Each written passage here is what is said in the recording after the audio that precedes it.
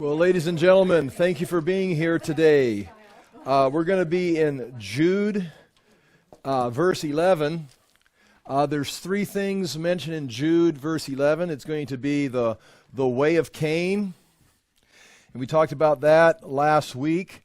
Today, we're going to see the heir of Balaam, and we'll talk about that. And this is kind of a sobering story because Balaam, when we first approach Balaam, remember he's going to be a Gentile. He's a prophet, and you're going to have to decide as the story goes if he's working with God, if it's legitimate prophecy, which I think it is. But he's going to be tempted by the world, and he's going to create an heir. That heir is going to be wealth, finances, the way of the world. And Balaam's going to cancel out anything he's done because of this heir. And then we're going to have the rebellion, I think there's two L's there, of Korah. And so there's going to be three. This is the way he created a new way, a new way to God, which was false. He's going to use his knowledge of God for profit and forsake any kind of relationship, and Korah's going to rebel against what God had established. And that is what Jude is talking about. And what's interesting in Jude is that these people are in the church. These people are in amongst the believers. They're in the leadership. They're giving guidance. People are following. They're following the wrong way. They're being manipulated and used for financial gain and learning how to use religion for financial gain. And they are rebelling against what God has established. And then you wonder, church, rebelling against what God established. Well, God established the church. These people are the leaders in the church. How can you rebel against the leaders of the church if God established the church? Because they're the false leaders leading the church. So you're actually they are rebelling against the word or the way of Christ, because the church has been taken over by false teachers. And Jude, like it says at the beginning of the book, wanted to write about their glorious salvation. Who are we in Christ? What is God doing in our lives? What has Christ done for us? It's like, wait a minute, we're losing the entire foundation to these false teachers in a few weeks, a few months, in the next generation. We're going to have lost the way of salvation, which is a concern for us as we look at our culture. I think about it, is if there is, a takeover of the institutions, the academic institutions, takeover of the media, the church falls into error, becomes a religious institution, and then, there's government policies. You can't have hate speech like, the Bible, and all this stuff is wiped out. Within a few years, within the next generation, no one's going to know the way of salvation. Now again, that's not going to happen because God's word is eternal. If it was going to happen, it would have happened sometime in the last 2,000 years, because there's been some very dark ages. But there have been periods of history where the word of God was absolutely crushed. You think about the Reformation, Martin Luther, of where they got the word and they began to read it and gave it to the people. You know this, the English Bible, when it was translated, the guys that translated into English from Latin to give to the English-speaking people, like Tyndale, these guys died. Who killed them? The government? The universities? The church. Because the church was persecuting them because they were bringing the word of God to people and undermining the authority and power that the church had. So church has not always been a positive force in Christian history. And sometimes it was persecuting the very people it was supposed to be serving. So keep that in mind. We are approaching a time, or we could be going to a time where it gets dark. God's word is eternal, but you could have a period of time where a generation doesn't even understand and they begin to follow false religions. Okay, enough of that. I'm going to read in Jude, and then we're going to go to the book of Numbers.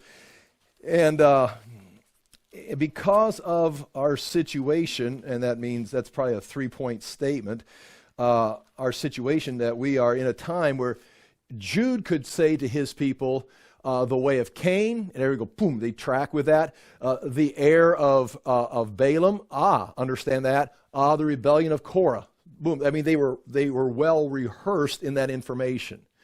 You are good people, and you're very knowledgeable. But as a whole, as we talk to the Western church in America, we say Cain. They think about the guy that beat his brother up with a rock. Balaam, if anything, it's like, oh, the donkey talked to him. And it's like, and that's the scholars that are in the churches. And by the time you get to Korah, it's like, wasn't she like a singer on a movie somewhere? Korah. It's like, no, never mind. And so we required, the situation is we need to go back and tell the story. And again, I'm on the clock, and we're talking about a lot of chapters, so I need to tell the story. We need to get moving. And it's enlightening, for all of us to hear the book of Numbers. In fact, as I'm going through it, studying this week, I realized, man, I've got to teach the book of Numbers verse by verse because there's just so many great things in there. And then, nonetheless, Jude, just to get some basis for this, Jude verse 3, dear friends, although I was very eager to write to you about the salvation we share, I felt I had to write and urge you to contend for the faith. That means fight for it. That means you're in a conflict and they're stealing your truth.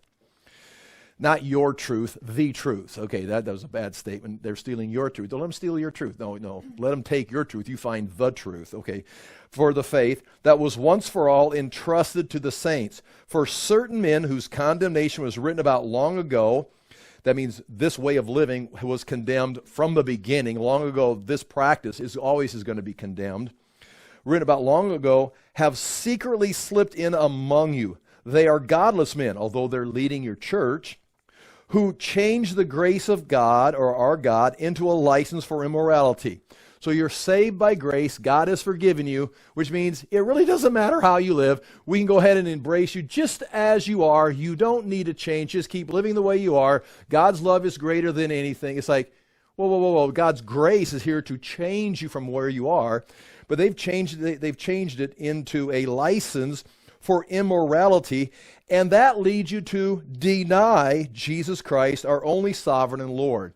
So not only if you deny the grace, you're actually denying the one who brought it to you. You don't even have a Lord and Savior anymore. You're in rebellion towards God. Though you already know all this information, I want to remind you that the Lord delivered his people out of Egypt, but later destroyed those who did not believe. The angels who did not keep their position of authority but abandoned their own home, these he's kept in darkness, bound with everlasting chains for judgment on the great day.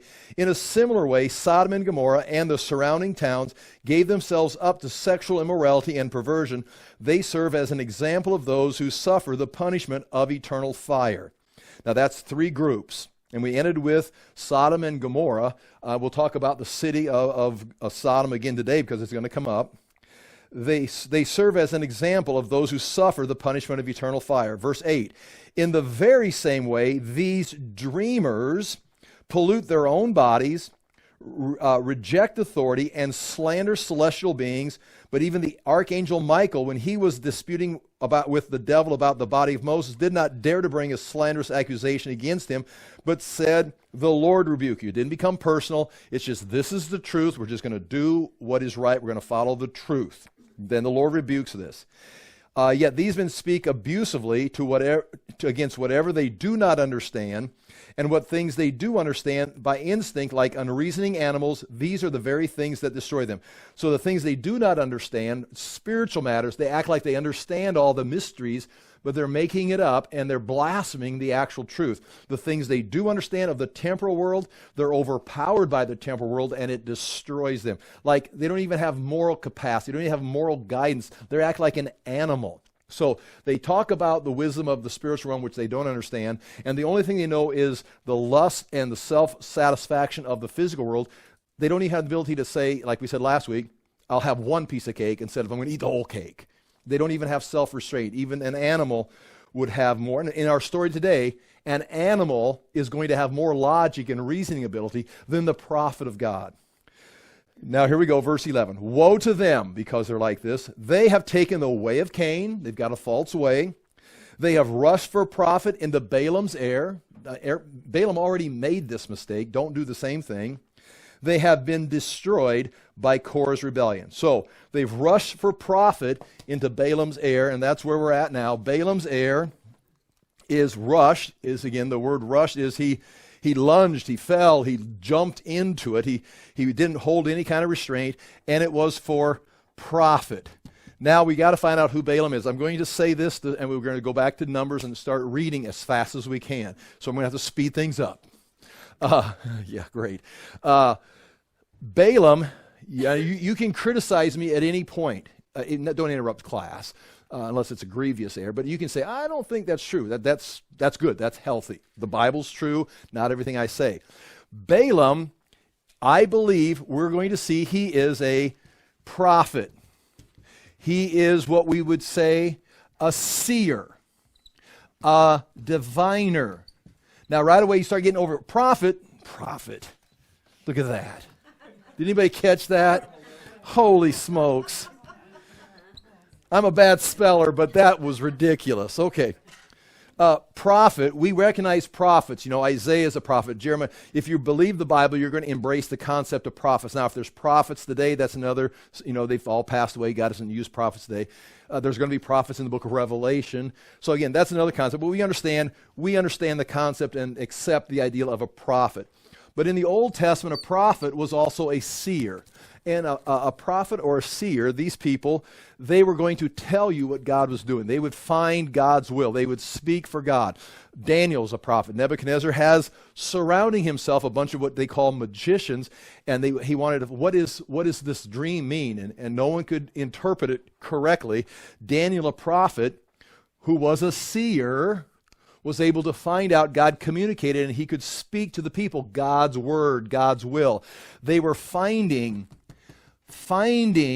God's will. Now, again, I'm not going to get into the debate if we have prophets or not. We don't have prophets writing scripture, that's for sure. But in a sense, just like Jude is saying, it was once for all entrusted to the saints. So, do you need a prophet? Okay, that's yes, no. Start with the Word of God right here. This is from God, and it was brought to us by prophets from the Old Testament, okay?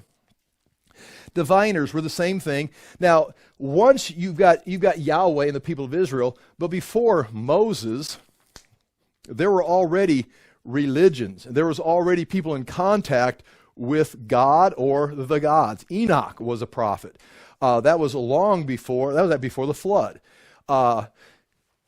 These are people that can make contact with God, and Balaam is going to be a prophet. It's going to appear that he can hear or find, ask questions, and receive revelation from God to give you guidance. Now, a king in battle, all the ancient world would get advice from the prophets, and they're willing to pay for it. What is going to happen in the future? They're willing to pay for it. There is the ability for false prophets. Even in the book of Jeremiah, you've got some prophets who are along the side of Jeremiah who are also prophesying the same thing. We got like Zephaniah was one of the prophets along with Jeremiah. You don't always make that connection, but Habakkuk was also a prophet. So it would be Jeremiah, Habakkuk, Zephaniah, and Daniel was a young boy taken off into captivity. So they were all functioning together. And there were others that were legitimate prophets. There were also false prophets that were doing it for profit. Jeremiah confronted those. So now, we don't have all the prophets listed in the Bible. Now, if I can spell this word right, sorcerer. A sorcerer is different than a diviner or a seer or a prophet, by my definition. And you can look this up. They're going to manipulate. They're going to go and they're going to dabble. They're going to try to manipulate the gods. They're going to try to control the gods. Our story comes down to this. Balak, the king, is wanting a sorcerer to come in and manipulate the spiritual realm and curse the people of Israel.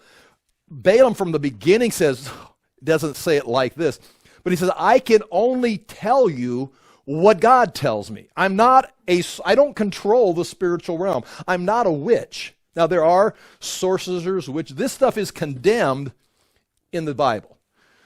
Prophets are said, make sure you say the word of God. Speak the truth. David had seers. So the word prophet, seer, diviner, even Daniel was with the magicians and they were diviners. So there's an area there, but as soon as you get outside of God, you're going to be making errors.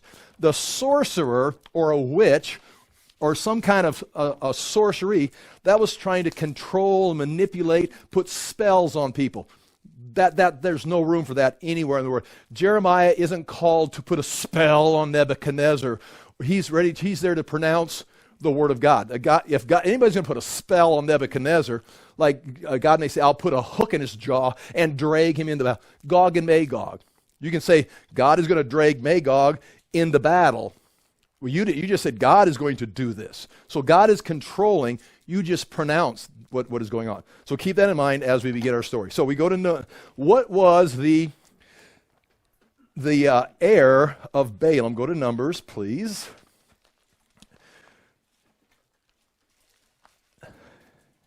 And this is totally interesting. It's almost like a book of itself. Now, just for I've got a bunch of pictures here for you. I'm going to introduce. If I was going to do this right, I would have you watch this little video right here, but that'd be too much like going to a mega church. And so I'm going to tell you, you should watch this. I'll talk about it. This right here, interestingly, this little inscription was found on a sanctuary wall. It's from 800 BC. It was found in Jordan, just half mile north of the Jabbok River, in the area of the Ammonites territory. It was written around 800 BC in a sanctuary that was in operation between 2000 and 700 BC. And it contains the words of a prophecy given by a person named Balaam, son of Beor. Now, this was found in 1967, edited, I wrote that wrong. 1967, it was edited in 1973, I wrote 67 again, and finally published in 2003. And it talks about the words, and it was an honor. It was on a plaque inside of a sanctuary. And it's all broken down. The sanctuary's been deteriorated, but it's something they put on the wall because it was the prophet Balaam of Beor coming in announcing that the gods, and you can see the word Elohim for gods is used in there, and also El Shaddai, God Almighty, is used in that prophecy, saying there was a disaster coming, but it could be averted. And apparently Balaam pronounced a coming judgment, and the people responded, and other societies fell, but their group listened to Balaam, son of Beor, and were delivered, and they put it on the wall. It's like this, it'd be like us putting, the Constitution. It's like this is what saved us as a society. Now, we don't know much about it, except it's on the wall of a sanctuary, and it's Baal of Beor, and it's sounds like the same guy. So everybody kind of accepts that as being not just historically legitimate, but also a direct connection. Now, this was written in 800 BC, but it would have been a prophecy from 600, 700, 800 years before, 600 years before, while Balaam was still alive, that was just handed down. Okay, here we go. That's a little historical information about Balaam. Chapter 22 of Numbers, and I've got a lot of chapters to read here, and I'm not sure how this is going to end.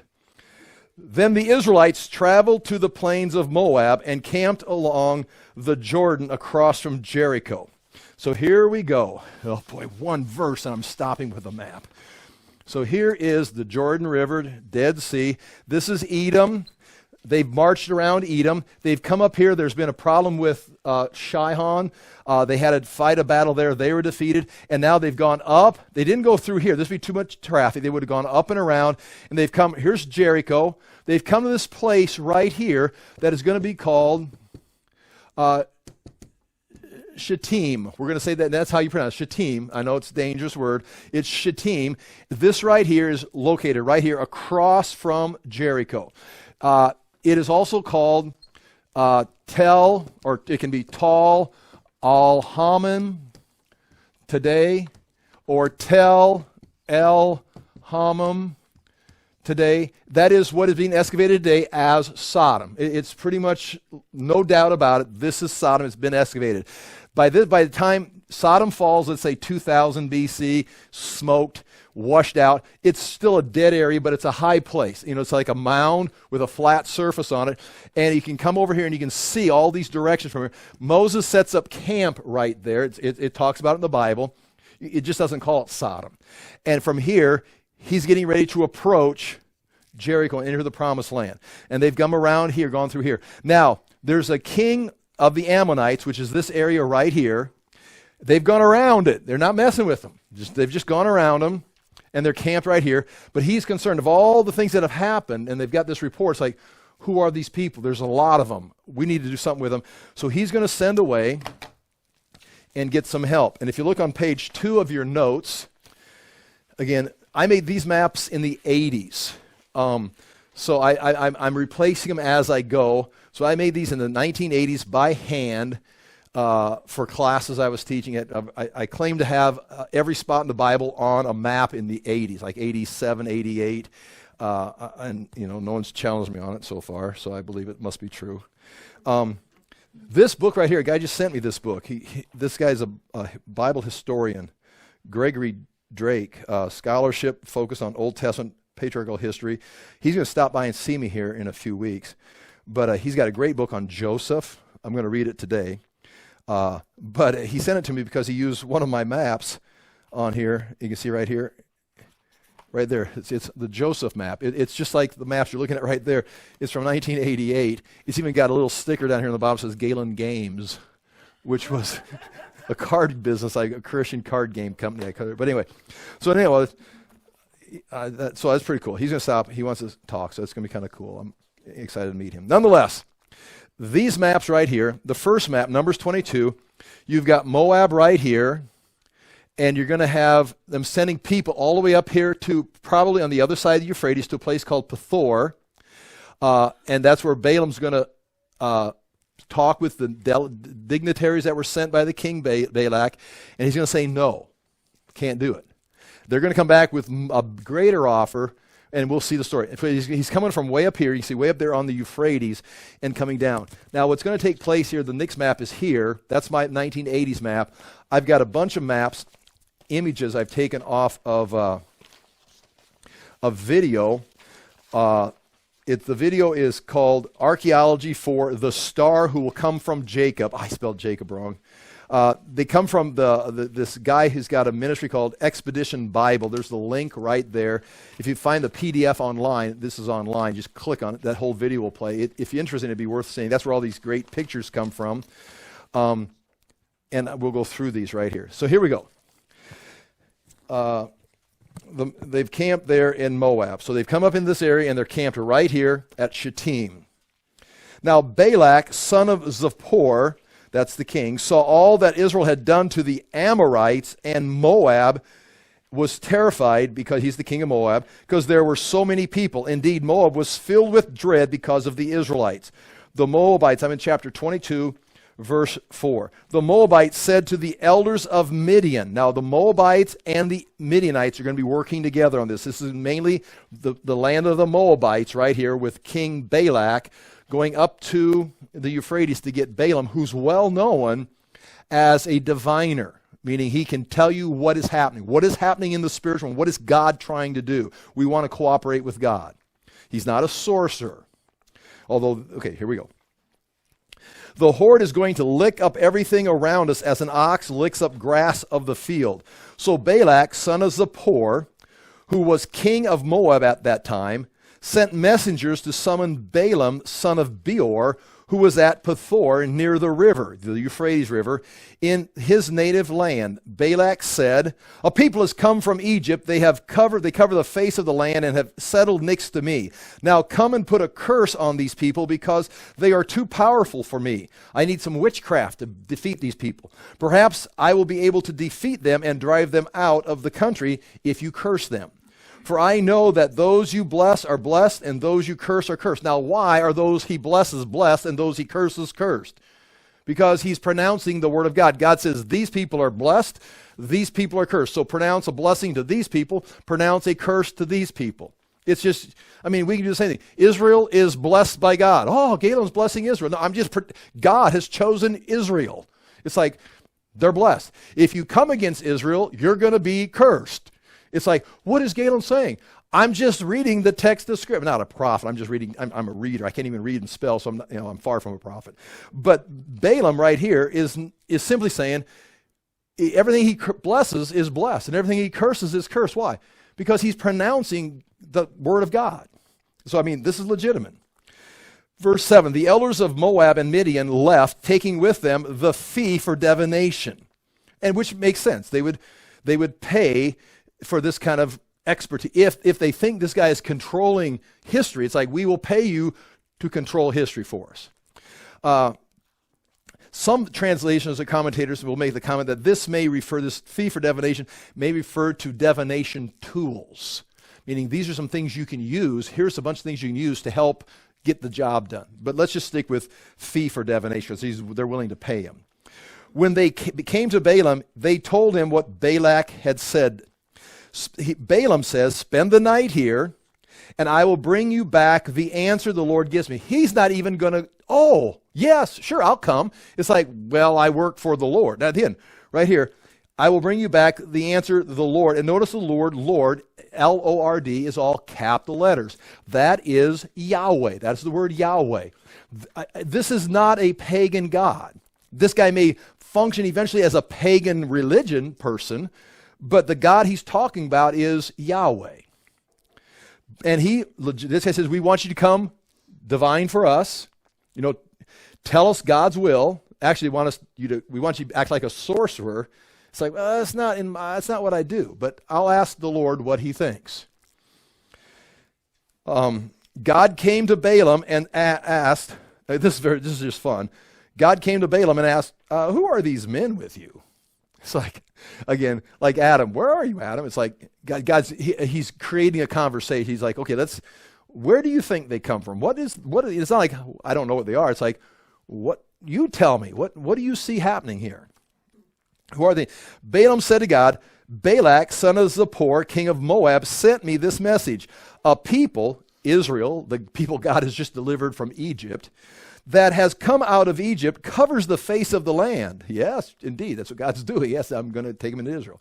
Now come and put a curse on them for me. Perhaps then I will be able to fight them and drive them away.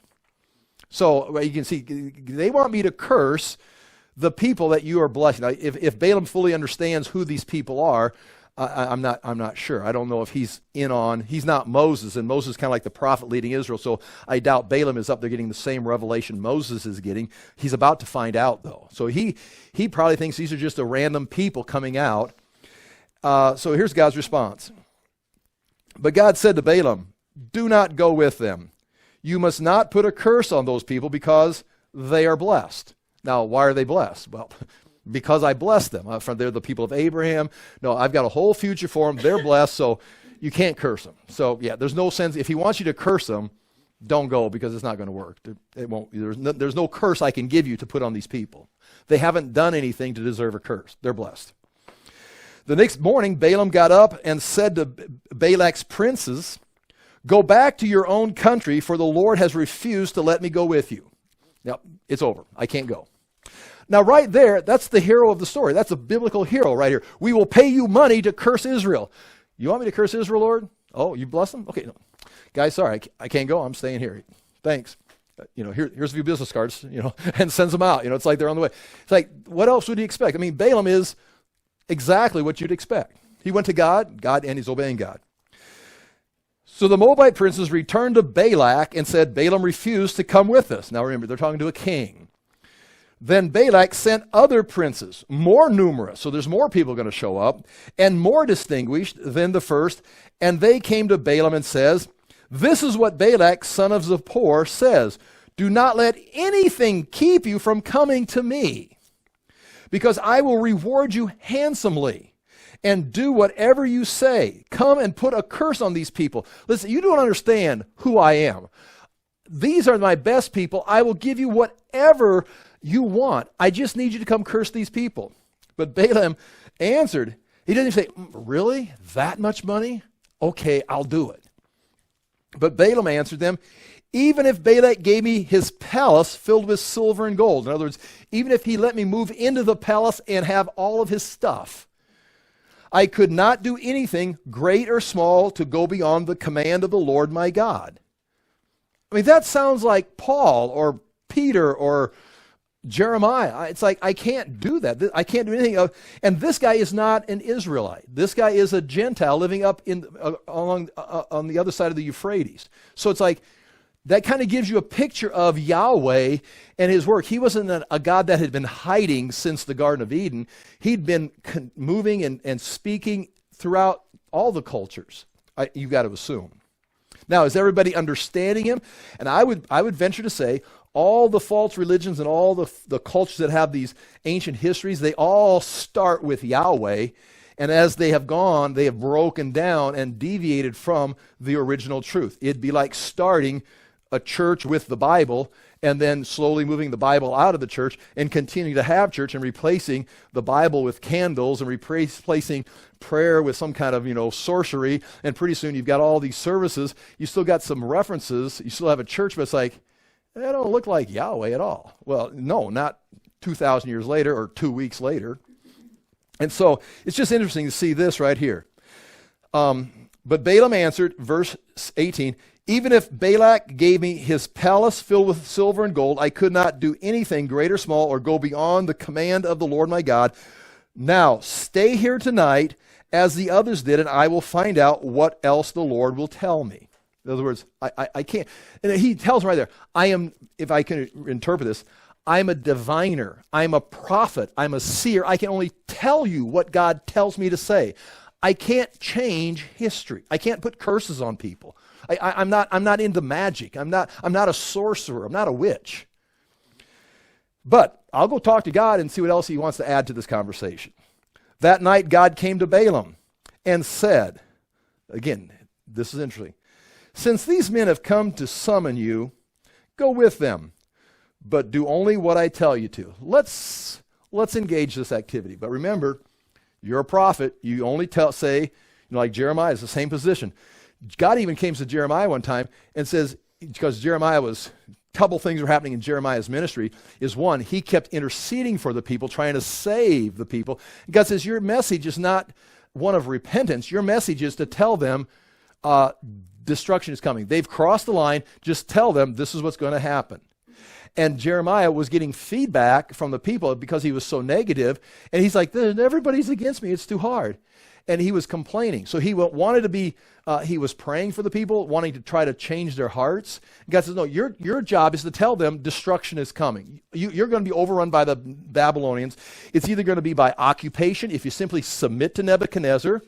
But if you resist Nebuchadnezzar, we're going to burn it down. So Nebuchadnezzar is coming and is going to control Jerusalem. Your choice, Jerusalem. Submit to Nebuchadnezzar and live, or resist, and he'll burn it down. But how about, can we somehow change the, no, Babylon is coming. And so Jeremiah was told by God, he says, if you'll speak my word, if you'll be truthful words, you can be my prophet. But if you're going to whine, you're going to complain, you're going to try to preach a different message, he says, I'll kill you. I mean, that's what God tells Jeremiah. So Jeremiah himself was like, yeah, but can we do it this way? It's like, Jeremiah, you're a prophet, not a sorcerer. You speak my word. Now again, Jeremiah wasn't getting into witchcraft, but he wanted to manipulate instead of just pronounce. And that's what Balaam's just on the same track as the other prophets here. But interesting, God says, since they've come to you, summoned you, go with them, but only do what I tell you. Okay. Now, this is where it gets interesting. Because it's possible, somewhere in here, Balaam's going to err. Balaam's going to, and it's going to manifest, but somewhere in here, Balaam's going to have an error. And it's going to be an error, it's going to be for profit. And he's going to rush, Jude says, he's going to rush into it. Now, right here, very interesting, because this is where you get the prophet of God who's a seer, who can see what God is saying and what God is doing. But when the Lord appears in front of him, he can't see it, but a donkey can. Which goes right into Jude's verse. They're like unreasoning animals. Balaam here has dropped to a level where a mule is going to have more. It's like, we're not going forward. No, there's the angel of the Lord. I'm not going. And Balaam doesn't understand. He didn't even see it. So Balaam, for example, something has transpired here. I mean, he's looking at crazy cash right here. again, it doesn't make it real explicit, but somewhere, so far I haven't got no, do you understand, would you agree? Balaam is a man of God right here so far. I'm speaking this word. Now, he's not an Israelite. He's not offering sacrifice. He's not going to the tabernacle. Why he's not going to the tabernacle? It just got here. I mean, plus he's a Gentile. Why is he not with the Jews? He's not a Jew. He's not one of the descendants of Abraham. I can't find anything wrong with Balaam at this point. Balaam got up in the morning, verse 21, saddled his donkey and went with the princes of Moab. Again, God says, you can go, but be careful. But God was very angry when he went. Now, he can't be, again, I'm talking, you can judge me.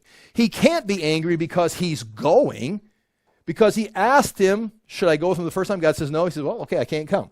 He goes, this time, what should I do this time? He says, go with them, but only tell you what I say. So he went because God said he can go. Now he goes, and now God's angry for going. It's like, well, now who can understand God? Now you're back to Job. Well, I don't think he's angry. Again, I don't think he's angry that he's going. I think something snapped here. I think he's going. It's like, oh, well, maybe I can cash in. Maybe I can do a little bit. Maybe I can get some of this, some of this investment. So I think God is angry with him, possibly, he doesn't say it explicitly, because of his change of heart. He's now trying to, but he's not going to err here yet, except right here. But God was very angry when he went, and the angel of the Lord, and that would be a manifestation of the second member of the Trinity. That would be Jesus. The one who became, the second member of the Trinity, who became a man, Jesus. Here, the second member of the Trinity is appearing as an angel of the Lord. Stood in the road to oppose him.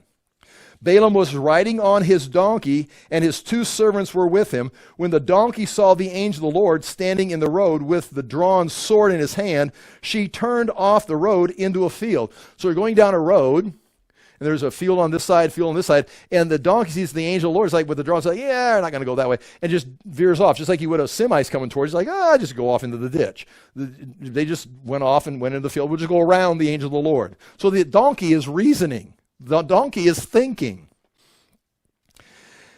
Balaam beat her to get back on the road. Okay, so now he's back on the road. The donkey's like, what's going on?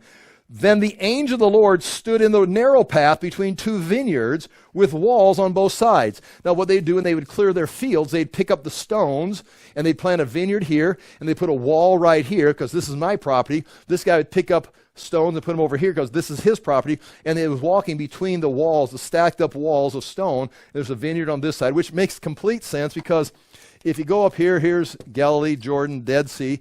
If he's coming from Euphrates up here, coming down, he's in this territory going right through this area right here. There's vineyards here. This is perfect. This is exactly the territory he's going through. Goes through a field. Now he's into the vineyard territory. So this matches. I lost my place.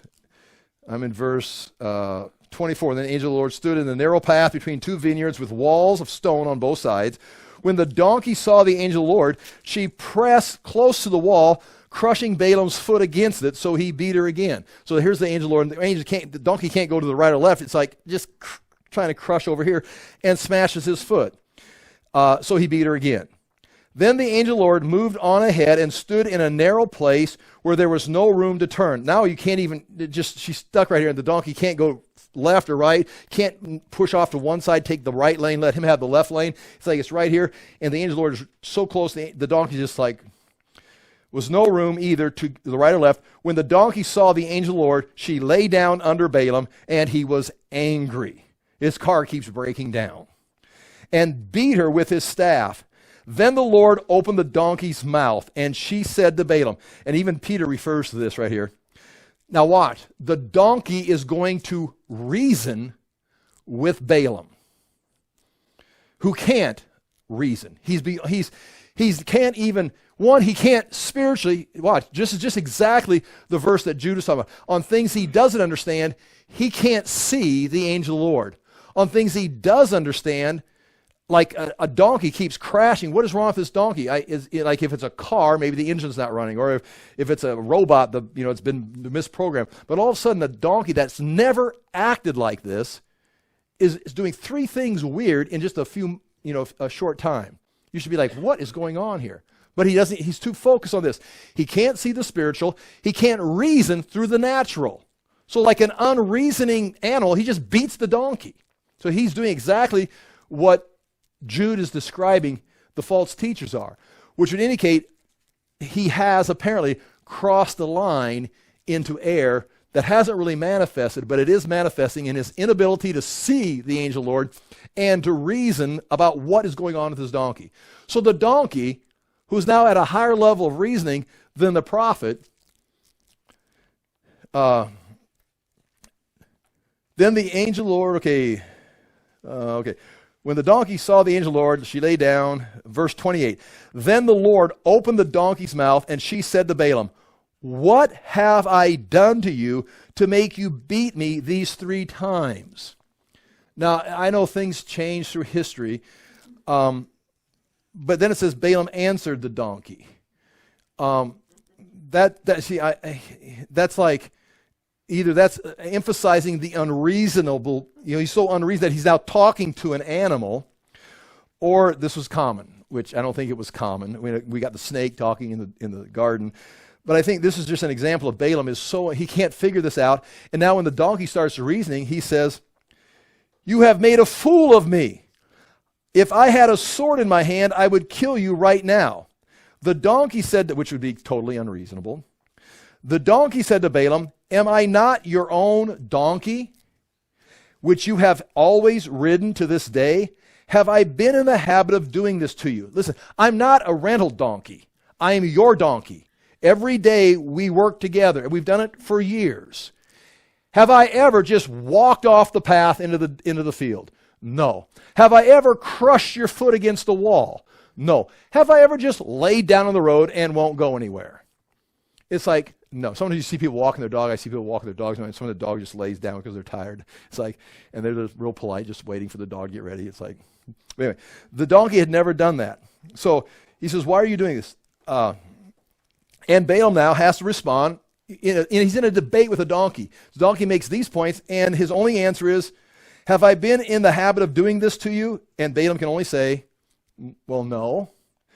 Then the Lord opened Balaam's eyes, and he saw the angel Lord standing in the road with his sword drawn, so he bowed low and fell face down. Then the Lord overpowered him in a sense, because he doesn't have his own sense of reasoning and his own spiritual insight. So the Lord now overpowers him and opens his eyes.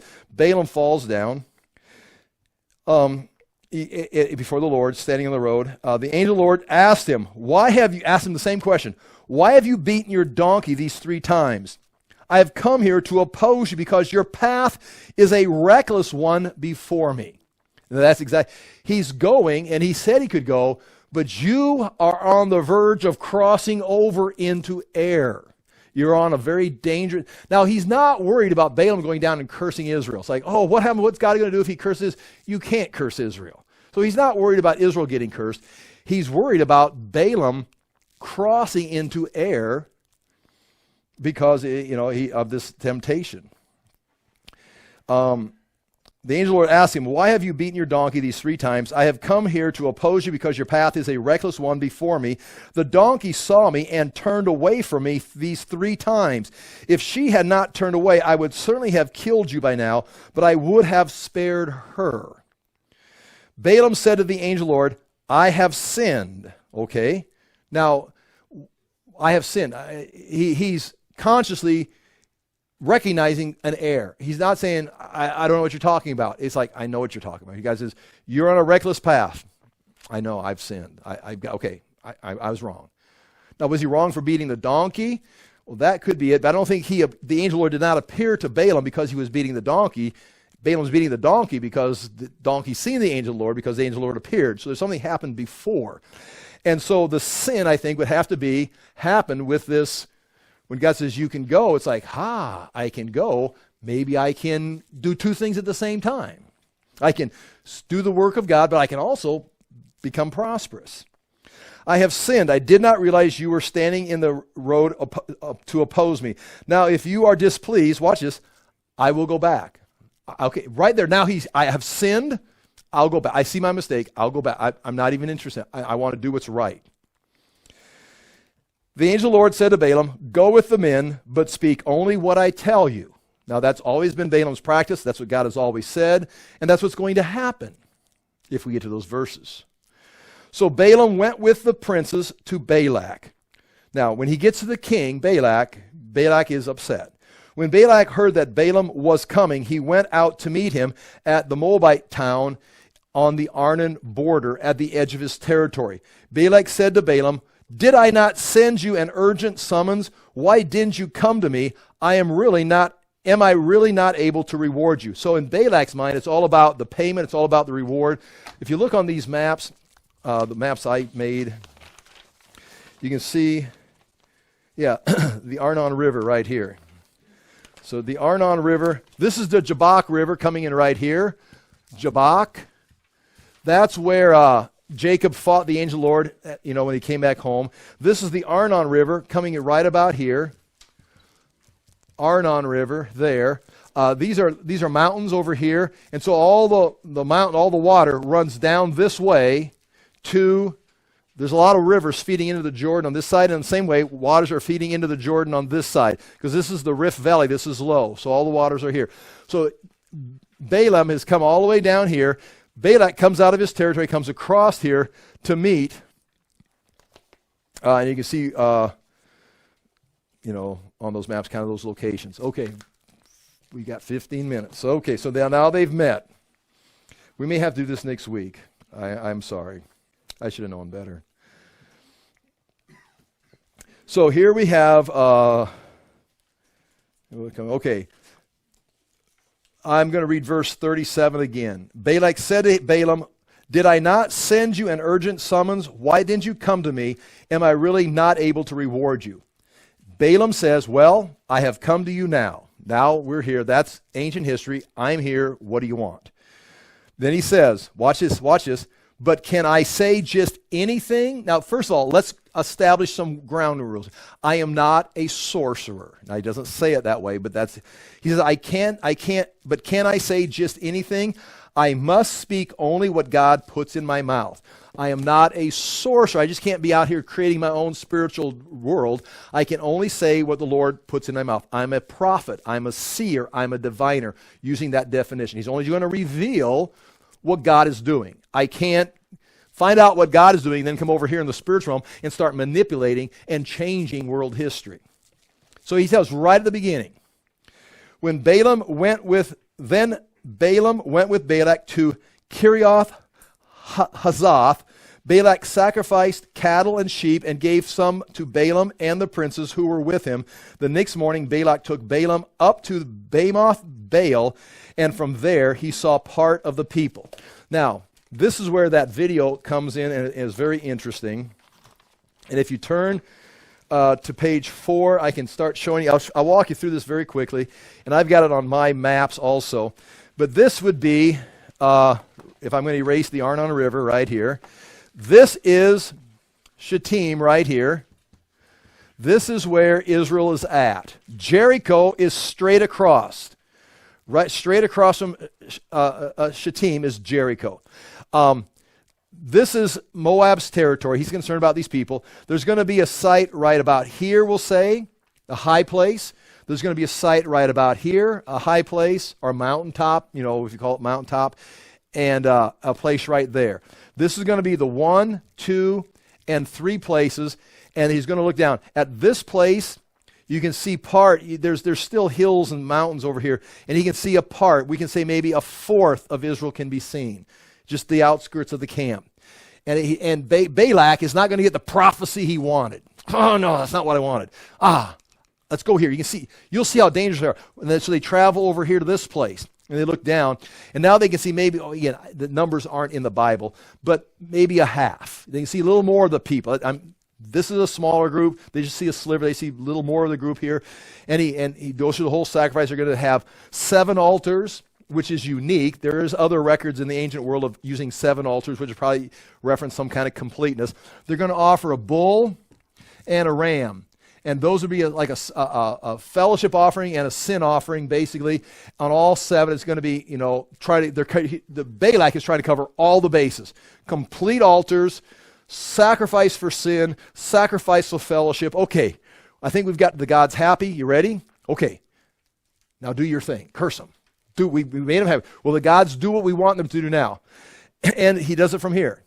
And he again ends up blessing the people, blessing Israel. He goes, and he comes over here, and now from here, this is actually a straight line.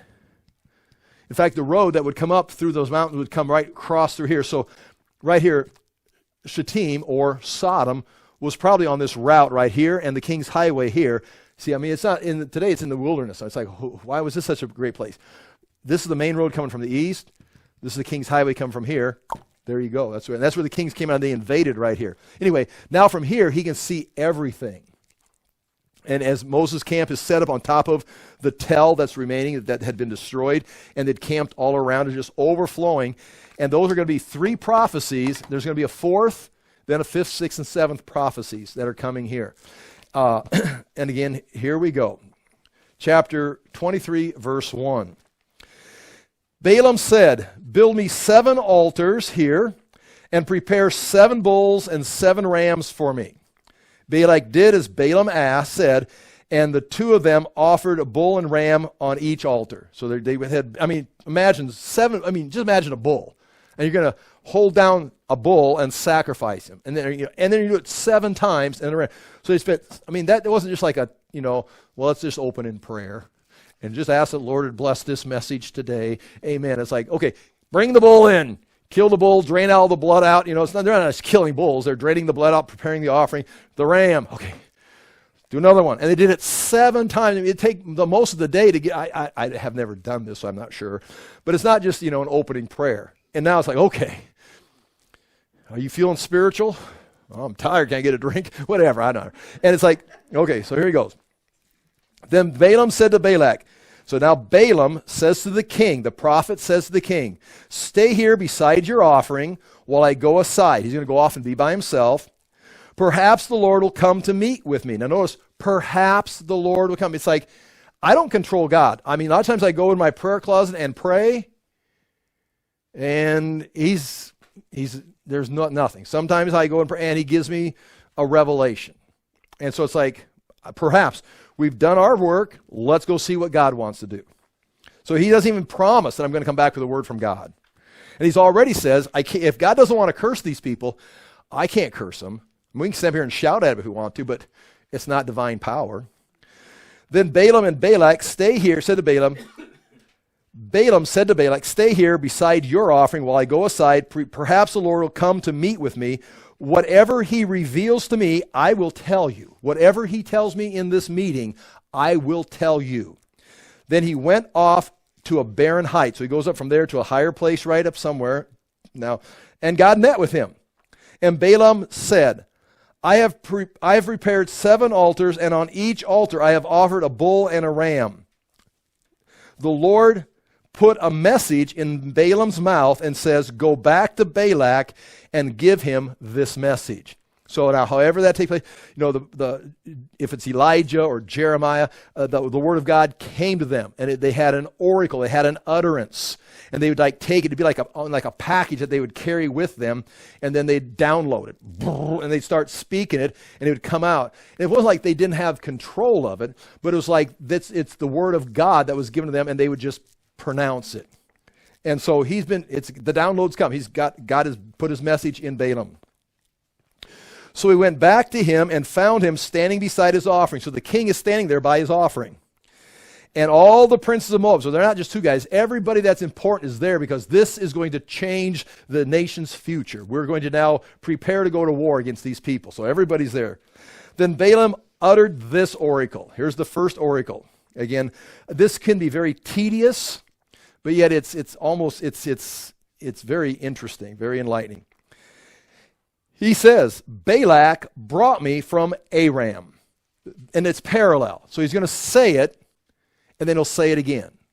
So the sky is blue, the sun is shining. The roses are red, the flowers are colorful. It's like saying the same thing.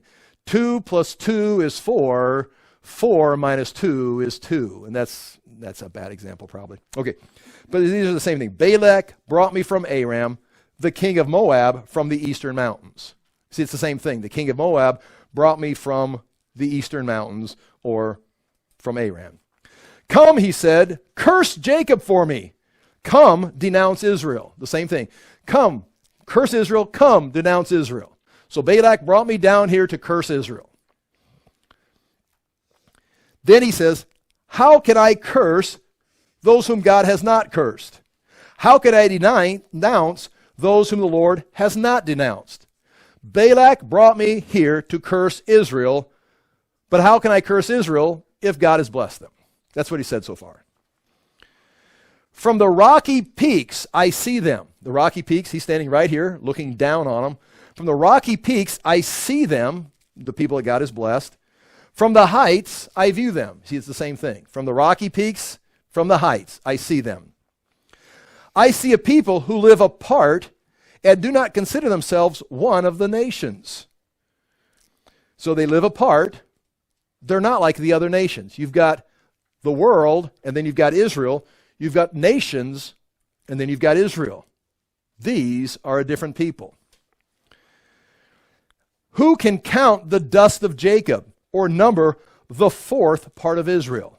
Like if you can count, like if Israel or Jacob is like dust, who can count all the dust particles? Now scientifically today we can mathematically figure it out and have some machine that does it or whatever. But it's like you can't count dust. Or, and again, or number the fourth part of Israel, which is kind of why we would say, you're asking me to curse these people. You can't even count them. Yeah, I can see a fourth of them. I can't even count a fourth of them. And there's still 3/4 that I can't even see. So it almost appears that he's almost complaining, I can't see all of Israel. But and again, that's where we get the fourth part. Let me now, watch this one. He ends his oracle with this. Let me die the death of the righteous, and may my end be like theirs. If I could live a life and die an Israelite. Now again, he never was, he's a Gentile. He says, if I would love to have my fate be their fate. If I could die their death, the death of the righteous, that's what I would want. Balak said to Balaam, now here's the king after that oracle. Basically says, you called me from the east to curse Israel, but how can I curse those who who God has blessed? He says, you can't even count them. He says, boy, I wish my life was going to be their life. Or I wish my life was going to be like what their life is. Balak said to Balaam, what have you done to me? It's like, I bring you down here to curse them, and then you bless them. He just took the whole spiritual realm and just twisted it back in their favor. It's like, no, I brought you to curse my enemies, but you've done nothing but bless them. No, that's not what, no, that's not what I wanted. Now they're stronger. And all the kings like, oh, and these guys take it real serious. You can see the generals and the commanders like, oh my gosh. It's like, now we've got to fight people that everyone wishes they died like they died. That doesn't sound like a very good battle on our part. It's like, oh, okay. He answered, here's his answer. Must I not speak what the Lord puts into my mouth? Once again, I'm a diviner, not a sorcerer. I'm a prophet, not a witch. I can only say what God tells me to say. Then Balak said to him, come with me to another place. Now that first place, if you look on this page right here, page 4, this is again, if you watch the video, it's a lot better. There's Jericho and there's Shittim. There's a close-up of Shittim right here. The next page is, there's looking at the city of Shittim right there. That's where they're excavating. That's where this came from right here, from that excavation right there. And now, if you're standing on Shittim right here, across from Jericho, and you're looking south, you're looking right there at Bamoth Baal. That's where Balaam was, right there. At Bamoth Baal, that's the first place. And you can only see about a fourth of the people of Israel. And there you can see it again. Here's Bamoth Baal. Now you're standing on Bamoth Baal, kind of where Balaam would be. You can see the Jordan River. You can see Jericho on the other side. And you can see Shittim, or ancient Sodom, and that's where Moses was camped at right there. Bamoth Baal, you can see it down there. Well, now they're going to move this way. They're going to move this way, and they're going to move to, the second oracle is going to be to Kirioth Hazoth, or is Mount Pisgah. It's also called Zophim, which means the field of watchers. And so they're going to a place down here, which is called the Field of Watchers. It's a high place. And the watchers would mean you can watch all around the area. You can see all, like, scout out the area. But more likely, the watchers would be those that are watching the stars. It would be a place of observing stars and the constellations, and be part of predicting the future. And so they say, hey, we got a better place. So Balak reasons, our problem is you don't understand the problem. You can only see a portion of the people. Let me take you to a place further this way, closer to them, and you'll see how bad it is. And here's the say. Then Balak said to him, come with me to see another place where you can see them. You'll see only a part, but not all of them. And from there, curse them for me. So he took him to the field of Zophim, the field of the watchers, probably the stargazers, or it could be a lookout tower, on the top of Pisgah. And there he built 7 altars and offered a bull and a ram on each altar. Now you're going to, again, it doesn't say in here, this reads like it's all happening one afternoon. But you can imagine all the work of sacrificing and then the travel time, that this is probably a series of days. I mean, it doesn't make it clear, but it seems like it would take some time. Maybe something comes up here. And from there, curse them. Okay. Balaam and Balak, verse 15, Balaam said to Balak, stay here beside your offering while I meet with him over there. The Lord met with Balaam and put a message in his mouth and says, go back to Balak and give him this message. He's playing prophet. God's playing the game. You want to hear a prophecy about these people? I'll give you a prophecy about these people. Prophet, go speak for them. Imagine this is Jeremiah. This could just as well be Jeremiah or Isaiah giving these messages, or Elijah. You understand what I'm saying? I mean, it's this man is doing the work of God. And right here, and I'll read it quickly, and then I will be done with today. I have to finish it next week. Sorry. Balaam said to Balak, stay here. The Lord met with Balaam and put a message in his mouth. Let's go back, verse 17. So he went to him and found him standing beside his offering with the princes of Moab. Balak asked him, and notice it says, Lord, L-O-R-D, all capital, what did Yahweh say? Then he uttered his oracle. Arise, Balak, and listen. Hear me, son of Zippor. God is not a man that he should lie, nor the son of man that he should change his mind. Listen, man, king, God, you're not dealing with a sorcerer. God has got a plan. And you're not going to, he's not a God that you can just, burn some offerings to and manipulate him. So I'm not for sale. I'm doing my own thing here. Does he speak and then not act? Does he promise and then not fulfill? I made a promise to Abraham. I made a promise to Israel. I'm going to do these things. They're not here on Shittim to be cursed. I brought them this far with a promise. I'm not going to change my mind now. They're going across there and conquering this land. You best get in line. I have received a command to bless. He has blessed, and I cannot change it. No misfortune is seen in Jacob, no misery observed in Israel. Their Lord, their Yahweh, their God is with them. The shout of the king is among them. Now that's a crazy verse right there. Their Lord, Yahweh, their God, is with them. The shout of the king is among them. So, and that's where you get into the tabernacle. And you could see the pillar, the fire. If you could see the pillar that was leading them, if you could see it coming up out of the tabernacle, they're seeing this right here. It's like, now I can see part of the tabernacle or something. It says, Yahweh, he's not in heaven. He's there. I hear the shout of the king, and the king would be a man, ruler, like Balak is the king of the Moabites. Well, their God is their king. It's you, man, versus their king, their God. It's their king, their leader, is right there with them. Their God is not far away. He's with them, which is also going to be talking about Jesus. God brought them out of Egypt. They have the strength of a wild ox. There is no sorcery. See this right here? Verse 23. There is no sorcery against Jacob. No divination against Israel. It will now be said of Jacob and of Israel, see what God has done. The people rise like lionesses. They rouse themselves like a lion that does not rest till he devours his prey and drinks the blood of his victims. It's like, I don't see what you can do with them because they're on track with God. Now we'll pick this up next week, read that again, explain it. And here's Balak, verse 25. Then Balak said to Balaam, neither curse them at all, nor bless them at all. It's like, just stop talking. It's like, Balaam answered, did I not tell you I must do whatever the Lord says? I'm not into sorcery. I can just pronounce these things. And now this is going to go on, and it gets deeper and deeper. And the whole point of this is it's going to get done. And I can show you there's going to be a third, and then there's going to be a fourth, and then there's going to be 5, 6, 7 short prophecies, all kind of tied together. And it's not going to work. And Balak is going to say to Balaam, I could have made you rich. You could have been a contender. It's like it walks away. And at the very end of this story, they're going to end up sinning here. Baal Peor, we'll talk about that, Israel. But at chapter 31 of Numbers, we're going to find out that the whole thing, they're blessed because they're walking with God. And what's the end of the story is going to be this, is Balak is going to say, or Balaam's going to tell him, I know what to do. You just got to get their God angry at them. God has called them to bless them.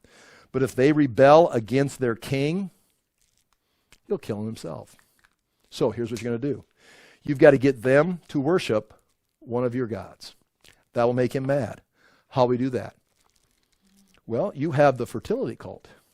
And you have a ritual where the women sleep with men, which motivates the gods to be productive and send rain and produce. Send those women down there. Have them worship your God. Have a feast. Invite them to a party. A feast. We just want to be friends. We can have some feasts. We're just here to... Now, we'd like to show you one of our dances. It's like, and now would you like to worship our God? Oh, no, we shouldn't. How do we worship your God? Well, come here. I'll show you, honey. And it's like, whoa, all the men are like worshiping the God, and all of a sudden God's like, okay. And now God's killing them. That's where a plague breaks out. And then they have to go out. I don't want to get to it. But anyway, they have to go. Then all of a sudden, Israel then turns and attacks and slaughters them, and Baal gets killed in the battle. Balaam gets killed in the battle. But we don't want to rush to the end. We want to read all the prophecies and drag this out for a few months. Okay, I'll pray, and you're free to go.